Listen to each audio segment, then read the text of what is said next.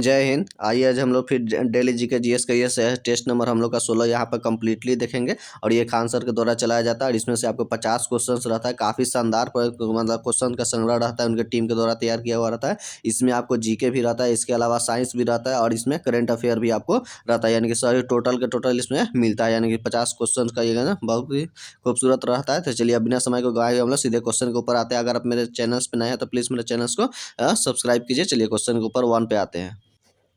तो देख लीजिए क्वेश्चन नंबर 1 कहता है कि भारत के जो मरु राष्ट्रीय उद्यान है निम्नलिखित में से कथन सही है। यहाँ पे कथन में से देखने कौन कौन से सही है, तो याद रखना है ये राजस्थान में पड़ता है और ये 2 जिलों में विस्तृत है। तो यानी कि ये आपका कौन है, सही है। इस उद्यान के अंदर में कोई मानव आवास स्थल नहीं है बल्कि यहाँ पे है, यानी कि ये आपका गलत हो गया। इसमें ग्रेट इंडियन बास्टर्ड के प्राकृतिक आवासों में से एक है, यानी कि आपका कौन है, ये भी आपका सही है। यानी कि आपका 1 और 3 आपका क्या है कि सही है। चलिए अगला 2 नंबर क्वेश्चन देखना है। यहाँ पे चोटियों को क्या करना है, मिलान चिन्ह करना देखना पे है। तो चलिए यहाँ पे आप जानते हैं कि डोडा बेटे ये नीलगिरी की ऊंची चोटी है, उसी तरह से त्रिशूल या हिमाचल पर्वत का सबसे ऊंचा चोटी मिलता है, उसी तरह से अरावली पर्वत के सबसे ऊंचा चोटी में ये माउंट आबू हो गया, इस पे गुरु शिखर है और इस तरह से मैकाल श्रेणी का ऊंची चोटी पर आपको ये हो गया अमरकंटक हो गया। तो इसका मिलान कर लीजिए, ए का 2 से और 2 का 1 से। तो ऐसे में सिर्फ आपका 1 इसमें है, तो 2 का ए हो गया इसका आंसर में। चलिए अगला क्वेश्चन कहते हैं कोडाईकनाल किस पहाड़ी में स्थित है। याद रखना है कि ये कोडाईकनाल मतलब तमिलनाडु में पड़ता है, वो पालनी पहाड़ी पर स्थित है और याद रखना है भारत का स्विट्जरलैंड के नाम से ये कोडाईकनाल को आपको जाना जाता है। बाकी यहाँ अमरकंटक देखिए रहे, यहाँ से 3 नदियाँ, उत्तर की ओर सोन नदी जो पटना के पास आ जाती है, पश्चिम की ओर आपका नर्मदा नदी और दक्षिण की ओर से महानदी निकलती है। 3 दिशा में यही एक है जगह से जहाँ से निकलती है नदियाँ। इसके अलावा यहाँ पे भी कुछ मिलान चिन्ह वगैरह का आ गया है क्वेश्चंस का, तो यहाँ पे हम लोग का देख लेना है। तो इसका आंसर ए होगा। यहाँ पे कुछ सुधार भी आपको कर लेना है। जैसे देख लीजिए आधारभूत अक्षय ऊर्जा में आपको कौन आता है, तो 1 का 3 हो गया, यानी कि आपका सौर ऊर्जा से संबंधित है। उसी तरह से परंपरागत और नवीकरणीय संस्थान कौन सा है, तो आपको ये हो जाएगा आपका कोयला हो गया, यह और नवीकरणीय है और ये परंपरा से अनुसार चलते आ रहा है, यानी कि इसको हम दोबारा नहीं बना सकते रिवेनल। उसी तरह माउंट आबू है, यहाँ पे थोड़ा सा सुधार कर लीजिएगा, इसको आप बना लीजिएगा। और मतलब ये और परंपरागत ये हो गया सी का 1 वाला में, तो यहाँ पे थोड़ा सा चेंजिंग करना पड़ेगा। पन जो बिजली है याद रखें, इसको कर लेना है कि अपरंपरागत नवीकरणीय, यहाँ पे अपरंपरागत करके मतलब इसको कर लेना है नवीकरणीय। याद रखना है कि नवीकरणीय यहाँ पे सुधार कर लेंगे तो आपका सी का 1 हो जाएगा। उसी तरह से मतलब ये डी नंबर जो देख लेते हैं अपरंपरागत या अनवीकरणीय स्रोत है, तो इसका कौन सा हो गया कि प्राकृतिक गैस हो गया, यानी कि डी का 1। यानी कि अपरंपरागत ये था, यानी कि परंपरा में पहले नहीं था, और अनवीकरणीय है यानी कि मतलब यह क्या हो गया, ये भी आपको खत्म हो जाएगा। इसीलिए आपको याद रखना है कि इसका आंसर ए होगा 4 नंबर क्वेश्चन का। चलिए 5वां नंबर क्वेश्चन से है, यहाँ पे भी कुछ कौन सा आंसर सुमिलित नहीं है।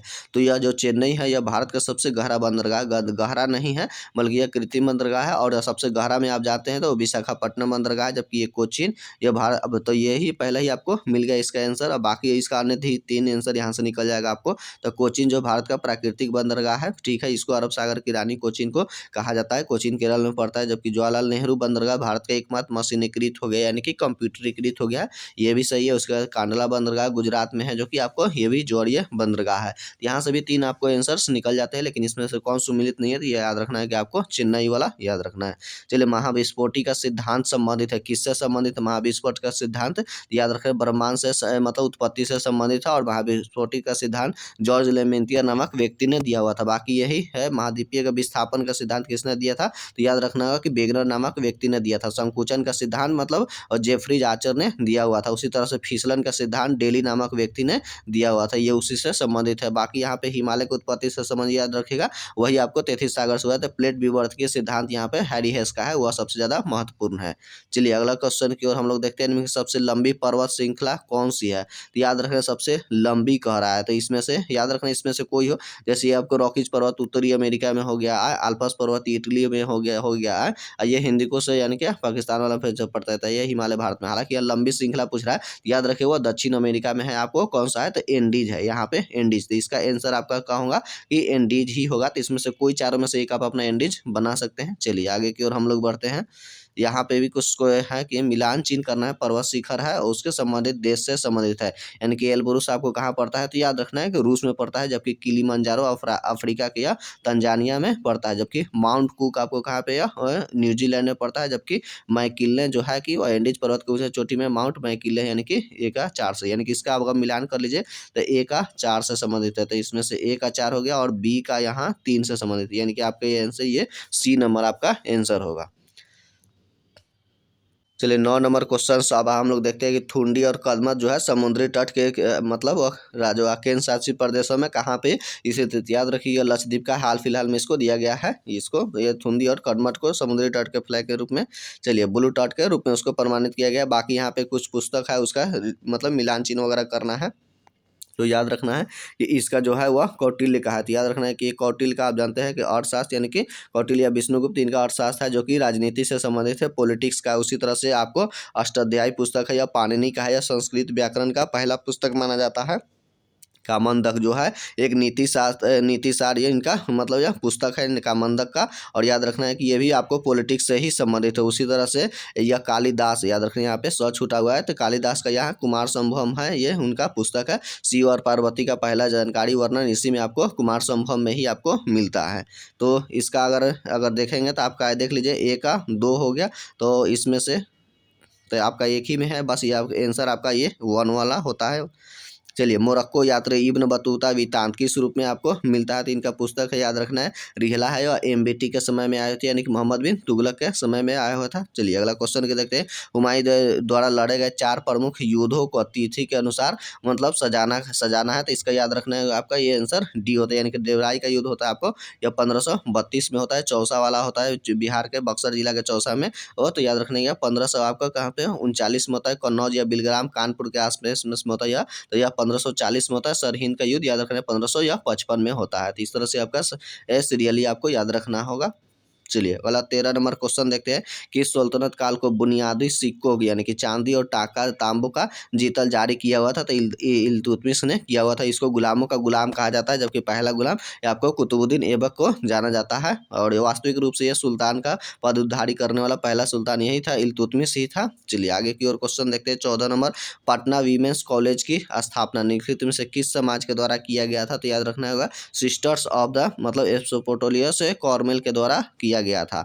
पेप्सिन क्या होता है, तो याद रखना है कि पेप्सिन मूल रूप से ये क्या होते हैं आपके एंजाइम्स होते हैं, और ये पेप्सिन आपको पेट से निकलता है, यानी कि अमाशय से स्टोमेमेच कहते हैं, तो ये प्रोटीन का पाचन करता है। और अग्नाशय से आपको याद रखिएगा ट्रिप्सिन निकलता है, जबकि छोटी आंत से आपको इरेप्सिन निकलता है। इस तरह से देखिए आगे पेप्सिन, ट्रिप्सिन और इरेप्सिन 3 मतलब यहाँ से एंजाइम्स निकलते हैं, तब जाके क्या करते हैं प्रोटीन का पाचन करते हैं, इसलिए सबसे लंबा समय लगता है प्रोटीन को ही पचने में, याद रखना सबसे अंतिम में। चलिए आगे की ओर क्वेश्चन देखते हैं। कौन सा कार्बोहाइड्रेट मोनोसैकेराइड है, तो मोनोसैकेराइड में अगर देखेंगे तो इसमें यानी कि मोनोसैकेराइड यानी कि सिंगल वाला यानी कि ग्लूकोज हो गया, और ये जबकि सुक्रोज हो गया डाइसैकेराइड है, यानी कि ये ग्लूकोज और फ्रक्टोज के मिलने से सुक्रोज का निर्माण होता है। अब बाकी ये आपका पॉलीसैकेराइड है, सेलुलोज हो गया, स्टार्च ये आपका पॉलीसैकेराइड के रूप में आता है। सेलुलोज को पाचन में बहुत लंबा समय लगता है, जबकि स्टार्च वगैरह तब मन जल्दी ही पाचन कर देता है, याद रखना होगा।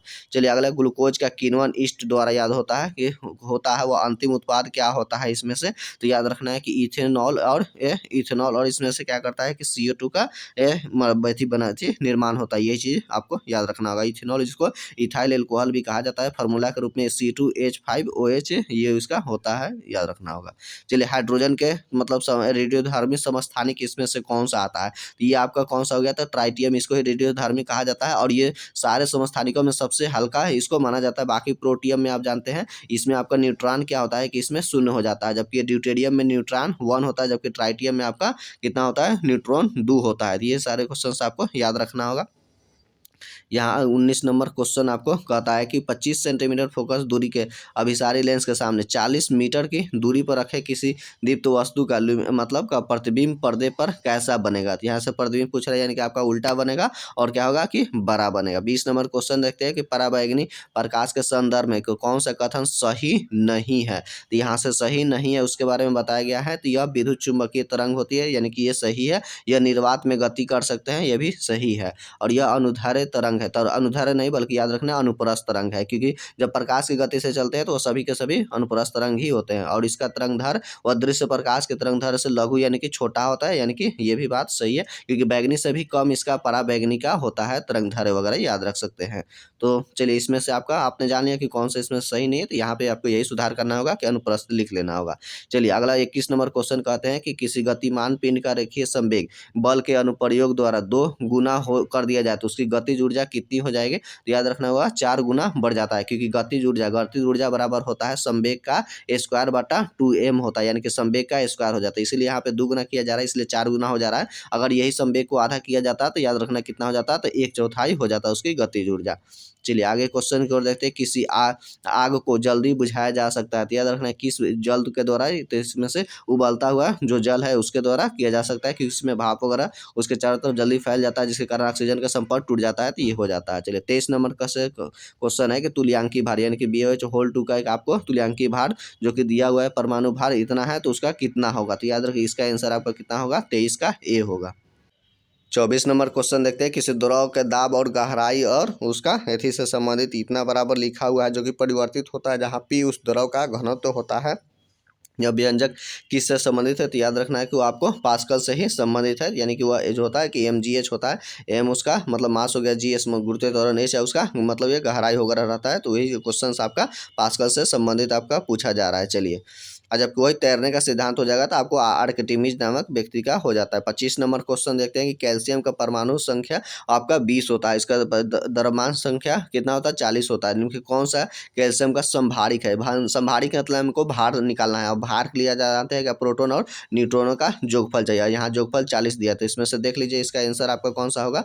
वह डी होगा, यानी कि आप 22 और प्लस ये आपको 18 जोड़ देंगे तो आपको 40 पुर जा रहा है, इसीलिए आपका यही होगा संभारिक वाला में। चलिए संभारिक वाला में याद रखिएगा भार समान होता है, समस्थानिक में परमाणु संख्या समान होती है, और मतलब और सम इलेक्ट्रॉनिक्स में इलेक्ट्रॉन समान होता है, सम न्यूट्रॉनिक में आपका न्यूट्रॉन समान होते हैं। तो ये चारों के चारों इंपॉर्टेंट ही रहता है। चलिए अगला क्वेश्चन कहता है कि पदार्थों में जल में अस्थायी कठोरता किसके कारण होती है? तो याद रखना है कि जल में अस्थायी कठोरता इसमें से तो ये हो गया कि ये हो गया, ये आपका मैग्नीशियम बाइकार्बोनेट और कैल्शियम बाइकार्बोनेट के उपस्थिति के कारण ही होता है आपको अस्थायी कठोरता, यानी कि 1 और 2 हो गया। बाकी अस्थायी कठोरता की अगर पूछा तो कैल्शियम मैग्नीशियम के सल्फेट क्लोरेट और नाइट्रेट के कारण होता है। सल्फेट हो गया, क्लोरेट हो गया और नाइट्रेट के कारण ये होती है अस्थायी कठोरता वगैरह में। चलिए आगे की ओर क्वेश्चन, हालांकि पानी भारी क्यों होता है, किसके कारण? उपस्थिति के कारण। याद रखना होगा कि कैल्शियम और मैग्नीशियम की उपस्थिति के कारण ही थोड़ा सा पानी का भारीपन महसूस होता है कठोर जल का। चलिए 27 नंबर क्वेश्चन से यहाँ पे है, मूत्र बहाव के रास्ते में होने वाले अंगों का सही अनुक्रम वगैरह दर्शाना है इसमें से। तो याद रखना है कि इसका 27 नंबर का आंसर आपका कौन सा हो जाएगा? ए हो जाएगा, यानी कि पहले वीक होता है, यानी कि मतलब वीक यानी किडनी होता है, उसके बाद मूत्र वाहिनी होता है, तब जाके मूत्राशय में आके जमा हो जाता है, तब जाके मूत्र मार्ग द्वारा वह बाहर निकल जाता है, यूरिया के रूप में आता है। बाद में वायु से संपर्क करके अमोनिया विषैला पदार्थ में यानी कि गंध वाला में बदल जाता है, ये याद रखना होगा। चलिए मनुष्य में 28 नंबर क्वेश्चन, कौन सा अंतःस्रावी इंडोक्रोन ग्रंथि युग में जो जोड़े के रूप में नहीं पाया जाता, यानी कि वह सिंगल के रूप में है। तो याद रखना है कि आपका 28 का आपका क्या हो गया? ये बी हो गया, यानी कि पीयूष ग्रंथि, इसका वजन 0.8 ग्राम होता है। इसको पिट्यूटरी ग्रंथि या मास्टर ग्रंथि भी कहते हैं, यानी कि यह सिंगल के रूप में रहता है, बाकी सभी डबल ग्रंथि के रूप में रहते हैं, यानी कि एड्रीनल ग्रंथि भी 2 होता है, विसन टेस्टिस भी आपको 2 होता है, अंडाशय यानी कि ओवरी फीमेल का ये भी आपका 2 होता है। 29 नंबर क्वेश्चन कहता है किसी वस्तु की ऊंचाई को फर्श पे गिरती है, गिरने के दौरान निम्नलिखित में से कौन सा एक समान बना रहता है? तो उसका त्वरण एक समान बना हुआ रहता है। 30 नंबर क्वेश्चन, निम्नलिखित में संविधानों में से प्रावधान के तहत भारतीय संसद को नया राज्य बनाने का अधिकार है। तो याद रखना नए राज्य का बनाने का या नामों में परिवर्तन अनुच्छेद 3 है। 1 कहता है भारत राज्य का संघ है, 2 में है कि नए देश मतलब देश के बाहर के भूभाग में उसको सम्मिलित कर लिया जाता है, वो आ जाता है नए राज्य का निर्माण, जैसे सिक्किम को किया गया था। और ये 3 के तहत में है, आप राज्य के सीमा के भीतर नाम में परिवर्तन या 2 को आपस में मिला के एक नया निर्माण कर देगा, ये होगा। जबकि चौथा अनुच्छेद कहता है कि जो संशोधन संसद करेगी वो याद रखना वो 368 अनुच्छेद से बाहर होगा, ये इसे यही चौथा अनुच्छेद आपको कहता है। चलिए 31 नंबर क्वेश्चन कहता है कि इसमें से भी कुछ देखना है, मिलान करना है कि भारत संघ नहीं है बल्कि यह गलत हो गया। भारत तो राज्य का संघ है, पहले ही आपको आर्टिकल में किसी भी राज्य क्षेत्र सीमा नाम उसकी सहमति बिना भी परिवर्तित किए शक्ति संघीय संसद को प्राप्त है, यानी कि बात सही है, वह दे या न दे लेकिन संसद उसमें ठान लेगी हमको करना है तो कर देगा, यानी यानी कि आपका कौन सा इसका हो जाएगा, तो याद रखना है कि आपका ए गलत है परंतु आर आपका सही होगा, यानी कि 31 का डी नंबर आंसर होगा। 32 नंबर क्वेश्चन देखते हैं कि भारतीय संगठनात्मक व्यवस्था के संदर्भ में कौन सा कथन इसमें से सही है। तो याद रखना होगा कि इसका 32 का आपका कौन सा है, केवल इसमें से भारतीय संविधान के अंतर्गत राज्य संघ को अलग होने की मतलब अधिकार नहीं है, यानी कि ये सही है आपका। वो अलग का चाह कर भी अलग नहीं हो सकते क्योंकि हम लोग यूनियन है, फेडरेशन नहीं है। अगला क्वेश्चन कहता है कि अलग होने वाले मात्र वकालत करने के लिए अभिव्यक्ति की स्वतंत्रता सुरक्षित मिलेगी, नहीं, ये आपका क्या है कि गलत है, यानी कि आपका केवल 1 आपका 32 का सही है। 33 नंबर क्वेश्चन देखते हैं कि 1956 के राज्य पुनर्गठन अधिनियम के तहत मतलब वह संघीय राज्य क्षेत्र की स्थापना हुआ था। कितने राज्य थे, तो 14 राज्य थे और 6 आपको केंद्र शासित प्रदेश वगैरह हुए थे। मतलब यह पुनर्गठन आयोग हुआ था, फजल अली आयोग की अध्यक्षता पे आया हुआ था और 7वां संविधान संशोधन 1956 के तहत यह हुआ था, याद रखना है। और उस समय भी आपका 7वां भाग भी हटा दिया गया था 7वां संविधान संशोधन के तहत ही। यहाँ पे है कि कुछ गठन वगैरह करना है कि कौन सा राज्य का गठन कब हुआ था, तो यहाँ पे दिए गए कूट का सही क्रम वगैरह दर्शाना है। तो आप जानते हैं कि गोवा कब हुआ था, तो 1987 में हुआ था। तेलंगाना अब 2014 में हुआ था, जबकि झारखंड जा रहे हैं अब 2000 ईस्वी में हुआ था, और जबकि ये हरियाणा अगर बात करेंगे तो ये 1966 में हुआ था। तो आप इसका काउंट कर लीजिए, तो इसका आंसर में आपका हो जाएगा 34 का बी हो जाएगा। आपका कौन सा हो जाएगा, तो बी हो जाएगा, यानी कि 4 1 और इस तरह से करके। चलिए 35 नंबर क्वेश्चन देखते हैं हम लोग का। तो 35 नंबर क्वेश्चन यहाँ भी कुछ अवरोही क्रम यानी डिसेंडिंग क्रम में, यानी कि घटते क्रम में इसको दर्शाना है। तो 35 का आप देख लीजिए तो आपको डी हो जाएगा, क्योंकि हरियाणा आप जानते हैं यह 1966 में हुआ था, और महाराष्ट्र आपको कब हुआ था, तो 60 में हुआ था, जबकि राजस्थान कब हुआ था, तो यह 56 में हुआ था। तो इस तरह से डिसेंडिंग यानी कि घटते हुए क्रम में आपको ये बन जाता है।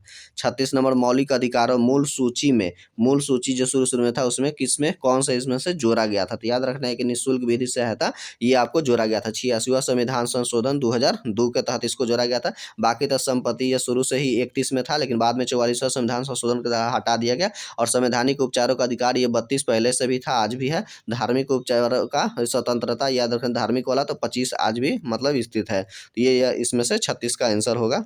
37 नंबर क्वेश्चन देखते हैं कि वैश्वीकरण से अर्थव्यवस्था को किस प्रकार प्रभावित मतलब किया जाता है। तो याद रखना कि उसमें से क्या होता है वैश्वीकरण में, तो देख लीजिए इसमें विदेशी निवेश और निर्यात में वृद्धि होती है, यानी कि ये सही है। भारतीय व्यवसायों के लिए प्रतिस्पर्धा बढ़ जाती है, ये भी सही है। इससे कुछ क्षेत्रों में नौकरियां चली जाती है, कुछ का जाती है, बाकी सब रहती तो नया ही जाता है, यानी कि ये भी सही है। यानी कि उपरोक्त सभी आपका वैश्वीकरण में होगा, यानी कि जो आयात निर्यात बढ़ाया जाता है उसी को ही वैश्वीकरण कहा जाता है, एक देश से दूसरे देश का मतलब। और उसको जबकि प्रतिबंध वगैरह हटा लेना उसका उदारीकरण कहलाता है। चलिए अगला 38 नंबर क्वेश्चन है, हालिया राजकोषीय समेकित प्रयास का लक्ष्य क्या है। तो याद रखना है कि जब वो राजकोषीय होता है उसका लक्ष्य रहता है कि बजट घाटा कम करना और मुद्रास्फीति पर नियंत्रण करना रहता है, यानी कि इसका अर्थ इसका ए नंबर होगा।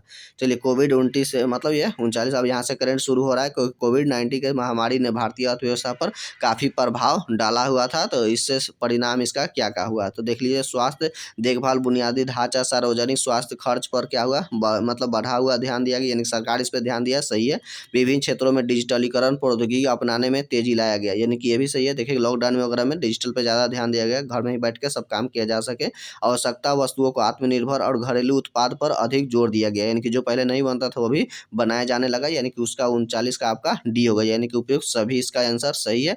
चलिए 40 नंबर क्वेश्चन करता है भारत के हालिया राजकोषीय, यानी कि फिर से वही रिपीट हो गया है क्वेश्चन, तो इसका 40 का यही होगा। वही सेबी ने मतलब BSE यानी कि बॉम्बे स्टॉक एक्सचेंज के अध्यक्ष के रूप में किन्हें नियुक्त किया गया, तो याद रखना है कि प्रमोद अग्रवाल को किया गया है। चलिए अगला 42 नंबर क्वेश्चन कहता है यहाँ पे कि मतलब कथनों पर कौन सा इसमें से सही है, तो सही वाला में से याद रखना होगा। तो चलिए विद्युत मंत्रालय ने कार्बन क्रेडिट ट्रेडिंग स्कीम में संशोधन पेश किया है, यानी कि आपका सही है। संशोधन ने क्रेडिट सीजन में गैर बाध्यकारी संस्थाओं को मतलब सशक्त किया है, यानी कि आपकी ये भी सही है, यानी कि आपका 42 का सी नंबर होगा। दोनों के दोनों सही है। 43 क्वेश्चन हाल ही में किस देश ने मतलब वह सामरिक धातुओं को निकालने और अलग करने की तकनीक को निर्यात पर प्रतिबंध लगा दिया, तो याद रखना है वो आपको चाइना कर दिया है। 26 दिसंबर 23 को मुंबई में भारतीय नौसेना द्वारा किसको कमीशन का मतलब अथी किए गए युद्धपोत का नाम क्या है, तो याद रखना INS आपको इम्फाल है। 45 क्वेश्चन है यहाँ पे। 45 नंबर क्वेश्चन देखना है कि हम लोग का कि इसमें से कौन सा सही है? तो या केंद्र सरकार ने राज्यों को कर हस्तांतरण के रूप में मतलब 72,961 करोड़ रुपए जारी किया, ये आपका सही है। सबसे बड़ा हिस्सा बिहार को गया है, नहीं बिहार को नहीं बल्कि यूपी को गया हुआ है, यानी कि आपका 2 नंबर गलत है, यानी केवल 1 आपका सही है। 46 क्वेश्चन देखते हैं कि राष्ट्रीय उपभोक्ता दिवस हर साल आपको 24 दिसंबर को मनाया जाता है। उपभोक्ता संरक्षण अधिनियम कब पारित किया गया था? तो याद रखना है 1986 में ही पारित किया गया था, जबकि चलिए अगला देखते हैं। 47 नंबर क्वेश्चन कहते हैं किसने किसने मतलब मेडटेक नव प्रवर्तन को सशक्त बनाने के लिए स्वास्थ्य सेवा संसाधनों में आगे बढ़ने के लिए रणनीतिक पहल मेडटेक मित्र लॉन्च किया है? तो याद रखना है कि यहाँ पे मेडटेक मित्र किसने किया है? तो मनसुख मांडविया जी ने किए हुए हैं। 48 नंबर क्वेश्चन है कि भारतीय श्रमिकों और छात्रों के लिए सुरक्षित व्यवस्था और नियमित प्रवासन की सुविधा के लिए 21 दिसंबर को प्रोजेक्ट प्रयास जो है शुरू किया गया है। तो याद रखना है प्रोजेक्ट प्रयास हुआ किसके लिए किया गया है? तो इसका होगा कि प्रवासन के लिए अंतर्राष्ट्रीय संगठन इसके लिए थी हुआ है। 49 नंबर क्वेश्चन यहाँ पे है को जो एथी करना है, तो याद रखना होगा। तो चलिए यहाँ पे भी कथन सही ढूंढना है। तो राष्ट्रीय मतलब खेल दिवस जो 23 अवार्ड राष्ट्रीय खेल जो अवार्ड हुआ 23 राष्ट्रपति द्रौपदी मुर्मू द्वारा 9 जनवरी को राष्ट्रीय द्रौपदी मुर्मू द्वारा प्रस्तुत किया गया, यानी कि आपका सही है, ये तो किया गया है। साथ ही साथ 26 स्पोर्ट्स पर्सन में अर्जुन पुरस्कार प्रदान किया गया, यानी 26 लोगों को इस दिया गया है। तो यानी कि आपका 1 भी सही है, 2 भी सही है, यानी कि इसका आंसर आपका सी हो जाएगा। और ये 50 नंबर ये अंतिम प्रश्न है। तो देख लीजिए क्वेश्चन कहता है कि निम्नलिखित में कौन सा भारत के मतलब ये एमएसएमई क्षेत्र में सर्वाधिक योगदानों में से एक किसका नहीं आता, यानी कि एमएसएमई में सबसे कम इसका योगदान किसका है? तो आपको पश्चिम बंगाल का होगा ये आंसर। तो इस तरह से हमने देखा कि ये सेट हमने कंप्लीटली करा लिया है। अगर आप मेरे चैनल्स पे नए हैं तो प्लीज़ मेरे चैनल्स को सब्सक्राइब कीजिए, दोस्तों में शेयर कीजिए। चलिए अब मिलते हैं नेक्स्ट वीडियो के साथ में, तब तक ले जय हिंद।